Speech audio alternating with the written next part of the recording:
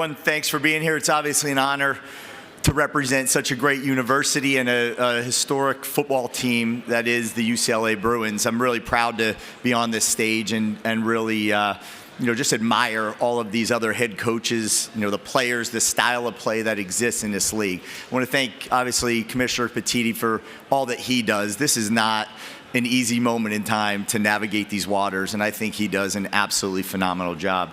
I also want to make sure that I thank Martin Jarman, our athletic director, who's in the back here with us today, and then also Chancellor Frank for believing in me. Obviously, a guy from the East Coast coming from a lower level. I'm sure we'll have a lot of questions about that in a second, but at the same point in time, the belief that they have in me and the belief that I share with them in UCLA is significant. There's no better place I'd rather be at this moment in time, and I strongly believe in the power of what UCLA is. Not to go through all the details and bore you with statistics, but like most teams out there, we have quite a few new guys that joined our team. We have 63 new ones. So we have 45 transfers and a bunch of other first-year freshmen. And I really do love the response they've had to exactly what we're trying to instill at this moment in time. They come to work every single day. They have a strong desire to be really good at football, and not only be good at football, but be good at life. And I think that's really important to me, is that we understand it's not one or the other. Like, to have success on that football field, you better have success in what you do on a day-to-day basis and hold yourself to an extremely high standard.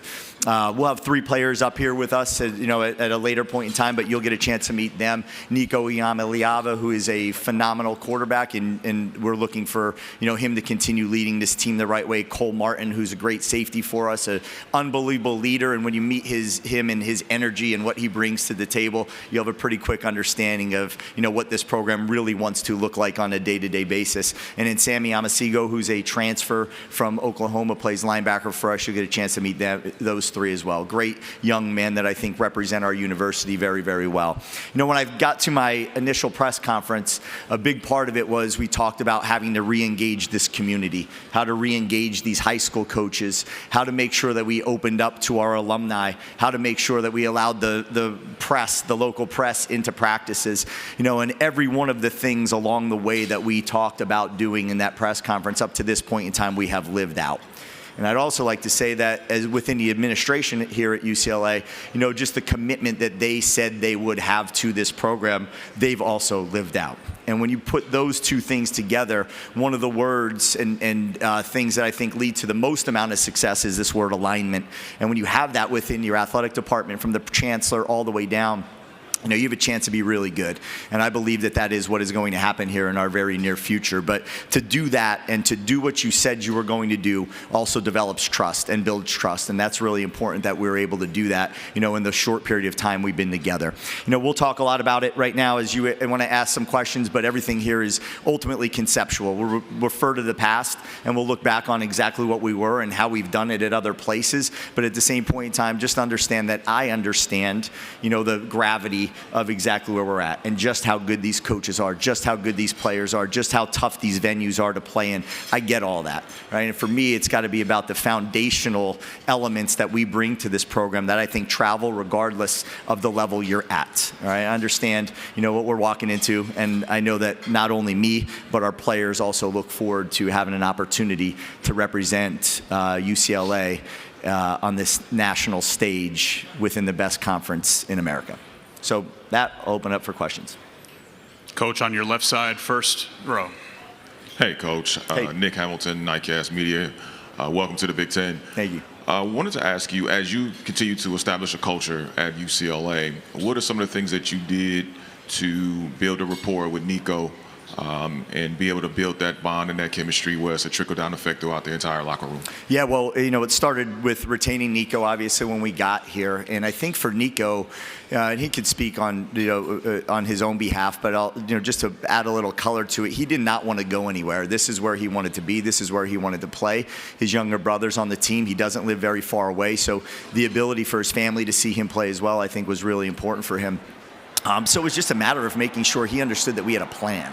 That was it, right? That was the most important thing we could do to make sure he stuck around, and he did. So then after that, it becomes, all right, now let's start taking the next step for him personally, and I just love the growth he's had as a leader. I think when you look at last year, and I've been on record saying this, when your head coach, your coordinator, everybody leaves that program in week 3, after he only got there in the second half of the summer. So he spent 3 or 4 weeks with them through camp, and then all of a sudden there's a major change. That's a challenge, and it's hard to lead in those moments when you don't really even know everybody. So to watch him just grow and run with this and flourish at this moment as the leader, he was unanimously voted the leader of our football team when we did voted our leadership council. He was at the top by a large margin, and that just speaks to the way he carries himself on a day-to-day basis, and we're going to need him to be really, really good on Saturdays as well.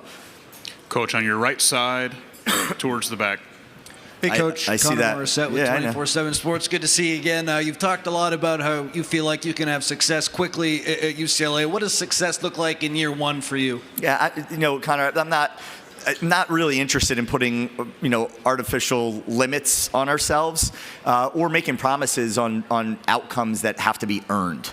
I know what we will do is attack every single day with urgency and relentlessness and do the work. And that's the most important thing that we could do, is go about it on a day-to-day basis. We're not going to win on Saturdays because of only what we do on those Saturdays. And our players understand that. So to me, success looks like a united, disciplined group that continues to grow every moment that they have. I want to lead the nation in development. Right? That's what I want for this team. I want to lead the nation in them being able to be developed not only on the field, but also off the field.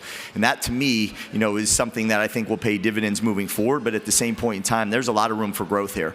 And I think that our guys understand that. Our coaches are continuing to teach and educate and put our guys in the best position. I think our strength staff did a phenomenal job. Every step of the way, we've done, reached some, milestones and done a really good job with it. From the portal class being the number 11th ranked portal class in the country, and we had started the day we walked in. School had already started, and then the portal opened because we're on the quarter system. So within a week and a half's time, 45 new guys showed up on that campus. So that speaks volumes of just what UCLA is and what UCLA can be. But I don't have a record that we're looking at. I'm just understand we're not going to put any limits on ourselves, and at the same point in time, we understand these outcomes have to be earned, and that's got to happen on a day-to-day basis.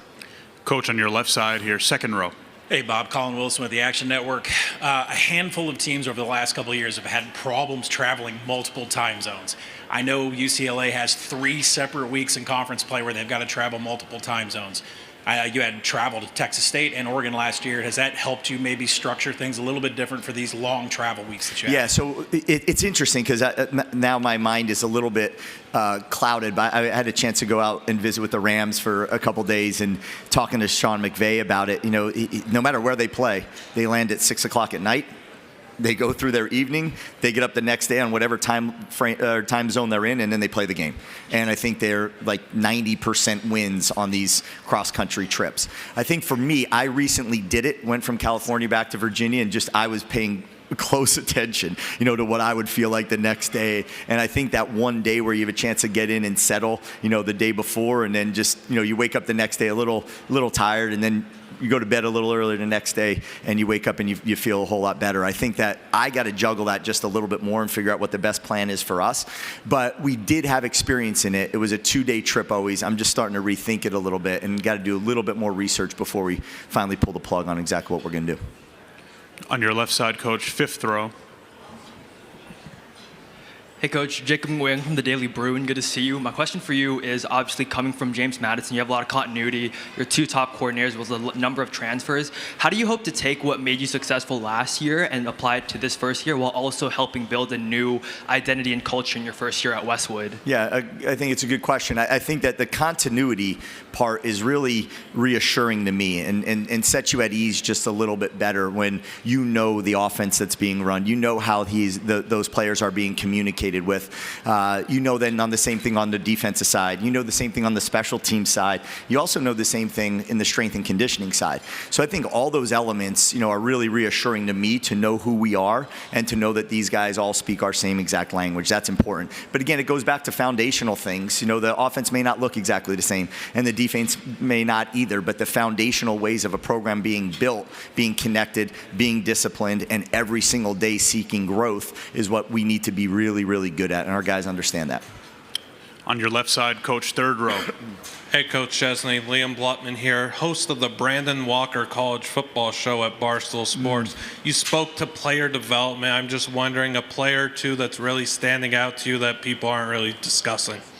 Yeah, I think, to me, there's a lot of guys on our team that I think are doing a really good job. I think that one guy that just pops off the screen a little bit every day is Brian Rowe, who transferred in from South Carolina. His development every day is really, really, just surpassing what we actually thought maybe he was as a football player. His strength in the weight room is phenomenal, but then his understanding of the playbook continues to grow, and he makes some pretty elite plays, and that's really important, that he does that. And then we talked a little bit earlier, me and you, and I think, Sayer West has done a great job. He came over from JMU with us, and he's just doing a really good job on the other side of the ball. We haven't been live, for some time yet, but I think that to watch their progressions, and their growth, for sure, they're developing at a high level right now.